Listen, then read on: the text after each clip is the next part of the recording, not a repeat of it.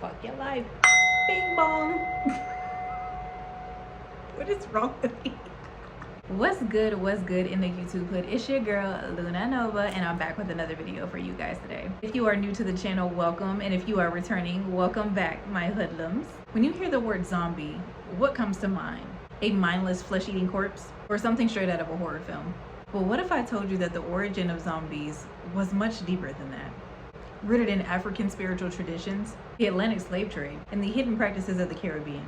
In today's video, we are diving into the real story of zombies, what they are, their connection to voodoo and hoodoo, how they come to be, and most importantly, how to identify, cleanse, and protect yourself from. This isn't just folklore. It's a part of a long-standing spiritual reality of the African diaspora. So let's get into it.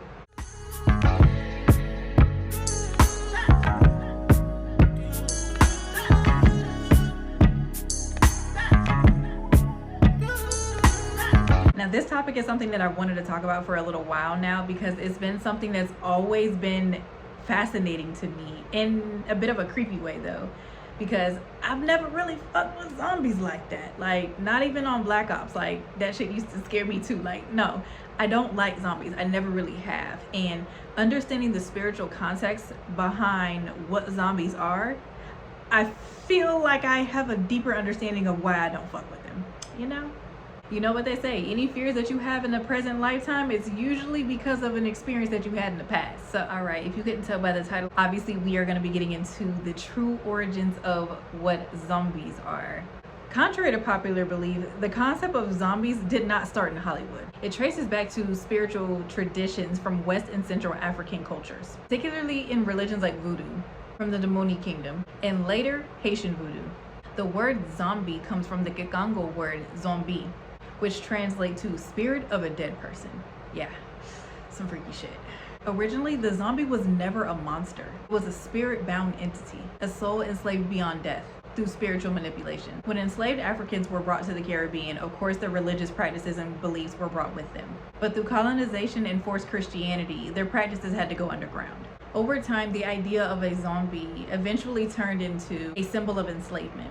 Just not physically, but spiritually. Haitian voodoo, it is believed that a Bokor or a voodoo, don't come for me with the way that I pronounce these words. Like I said, if I say something wrong or mispronounce it, I am American, so just correct me in the comments and keep it cute and keep it classy, but I digress.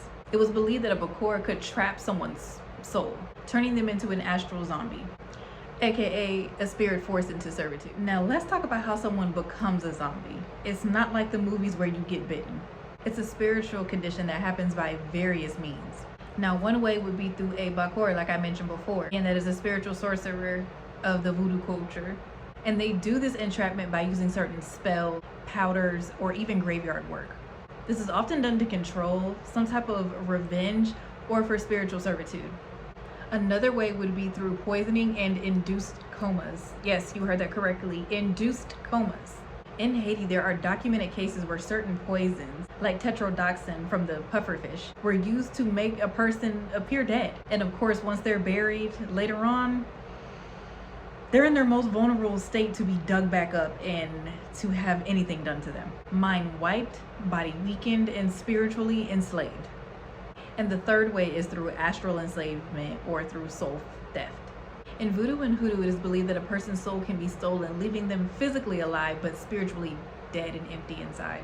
And some of those signs include heavy personality changes. All of a sudden, the person may seem like they are dull or quiet or just seem like they're just not there. Another would be memory loss or confusion. Maybe they're not recognizing certain friends or family members, or maybe just their memory in general is not the best. They're not recalling certain interactions that you know that you've had with that person. Again, very absent-minded. Now, another big one that is definitely heavily portrayed in Hollywood is seeing someone look drained or physically be ill. But you know this is a spiritual attack because there will be no type of diagnosis. You will go to the doctor. The doctors won't be able to tell you anything. They just know that you're sick. They don't know how you got sick, and they don't even know how to get you better. And the last sign would be obedience without any type of will. I mean, this person is blindly following, especially if you know it's something that goes against that person's morals or character, and they just blindly follow it. They're most likely under some type of spiritual zombie situation. Or even worse, a person could be turned into a zombie cadaver, which is a body animated by spiritual means but has no willpower of their own. It wasn't just superstition. This was a way for people to not go against their own communities. Their worst fate was not death. It was being trapped forever, unable to find peace. If you or someone you know is suspected of being spiritually bound or drained, here's a couple of ways to break that hold. A good old hoodoo staple of salt and fire. Salt is one of the strongest protectors in hoodoo and voodoo. You can use a blend of sea salt and Florida water, shake it up real good, put it in a bottle and spray it around as you are using those protection verses of Psalms, as well as any other protective affirmation or any other thing that you want to just go ahead and speak and banish out of that person. One of my favorites is taking a strong spiritual herbal bath, okay? Use those protective herbs like hyssop and sit in that bath for about 20 to 25 minutes.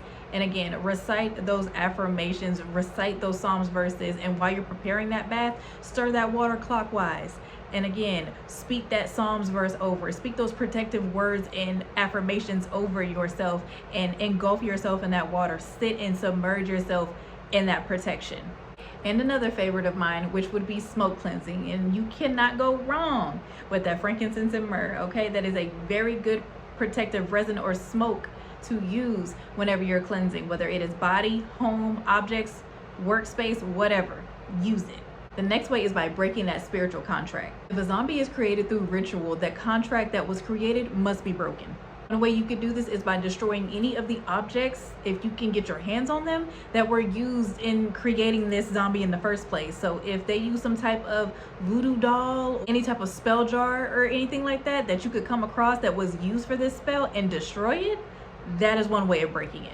Another way to break this hold is by calling on spirits of justice and doing reversal work to send that energy the fuck back.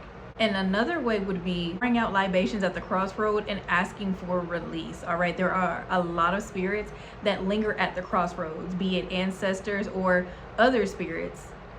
And by asking for that release, by giving some type of offering and asking for release, that can also break it. So of course, after all that is said and done, once it is broken, you're gonna wanna bring that soul back to its body, back to its rightful owner in place. A zombie is spiritually empty because there is no soul. It's missing. So to call it back, it's gonna take a very skilled practitioner. And I'm gonna go ahead and tell you right now, I have only personally worked on a situation like this twice before. Sometimes the condition is not that bad. And again, I have personally been able to break it before. But there are very severe cases where, again, it takes a very skilled and very wise and old practitioner, because some of these younger practitioners have not had the experience to break something like that. So again, it's probably going to take an elder, someone who's very seasoned in the practice and knows what they're doing. But one of the ways that this can be done is through mirror work to help guide the soul back home. Another way would be to place the person's name underneath a white candle with offerings of milk and honey. And last but not least, definitely something that I would do first, is to get in contact with those ancestors, baby. Invoke the ancestors to restore the balance. There is somebody of your spiritual court that can help you. You just have to be able to identify them and truly believe that the work is gonna work. And I'm sure this is the part of the video that you all were waiting for, and that is how to protect yourself from becoming a zombie. Because that's something we all need to know, because ain't nobody trying to get spiritually caught up over here, all right? No diddy. All right, how to protect yourself from ever becoming a zombie. Simple and as cliche as it sounds, you have to keep yourself spiritually strong and clean. I mean regular spiritual maintenance and routine cleansings. As much as you physically wash your body, you should be spiritually cleansing yourself as well, especially if you know that you're coming in contact with different energies and people that you wouldn't on the regular. So again, for people like myself who are spiritual practitioners or people who are just tapped in like that, I recommend weekly spiritual baths. Another thing, as y'all can see, most of the time, I've been kind of bad with that, at least when I post my videos anyway, but whenever I'm doing my spiritual work, my crown stays covered, all right? My head stays covered. I don't care what anybody says. Veiling is very important, and that's obviously what it's called. It's called veiling, to keep your crown protected. You are dealing with a lot of different energies and spirits, and your hair is an antenna. It is an extension of your spiritual nervous system.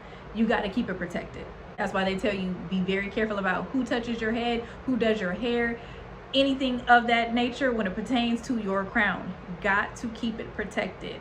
And of course, spiritual charm, spiritual protection. All right, y'all know me. I keep some type of, look, tiger's eye is good for protection. I have a bracelet that I made. I got a matching anklet and set of waist beads. All right, I keep spiritual garments on me, on my car keys, everywhere. You can never have too much spiritual protection. And plus, when you create these charms, you're infusing it with a certain intention. So because you have a set of something for protection on your keys doesn't necessarily mean it's going to protect you from something else. So having multiple layers of protection keeps you safe.